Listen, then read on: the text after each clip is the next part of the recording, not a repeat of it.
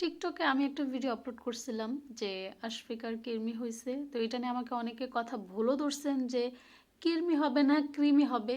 আচ্ছা, যেটাই হোক, এখানে ভুল ধরার কিছু নাই।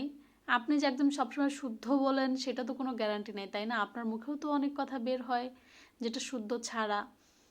যাই হোক, তো অনেকেই কমেন্ট করছেন। তো একটা কমেন্ট আমার চোখে পড়ছে। তো আপু লিখছেন যে টিকটকে কী সব ডক্টর, কিছু হইলে টিকটকে কেন পোস্ট করা লাগবে?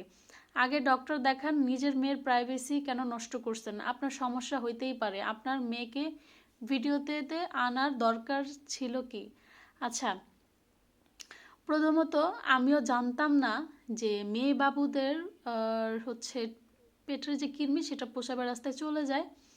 তো আমার মতো অনেকেই আছে জানে না, অনেকেই কমেন্টও বলতেছে আপু এটা প্রথমবার দেখলাম, জানলাম, ভালো হয়েছে, ভালো করছেন, একটা ভিডিও দিয়েছেন, আমরা অনেকেই জানছি। এরকম অনেকেই জানে না। আর এমন না যে আমি আমার মেয়েকে ভিডিওতে আনি না, আমার মেয়ের অনেক ভিডিওতে আমার মেয়ে থাকে। ও নিজেই ভিডিও করে, ও ডান্সও করে, খুব সুন্দর করে করে। তো ও নিজেই ভিডিওতে আসে। আর এখন বলতে পারেন যে ও ছোটো মানুষ, ও নিজে আপনি না আনলেও কীভাবে আসে? আচ্ছা, আমার বেশিরভাগই ভিডিওতে ও থাকে, তো ও তো আসছে। তো আমি মূলত দিছি, এটা অনেকেই জানে না, জানানোর কারণে দিছি। আর আমিও অনেক কিছুই জানি না যে কৃমি হলে কি করা উচিত, কি করব। আর ডক্টরের কথা বলছেন, অবশ্যই আমি আগে ডক্টর দেখাইছি, ডক্টর দেখানোর পর আমি এখানে আসছি, ঠিক আছে? নাহলে কুসুম গরম পানিতে বসানো এটা আমি জানতাম না, এটা আমাকে ডক্টরই বলছে। আর এটা অনেকেই জানে না, আমি আগে জানতাম না।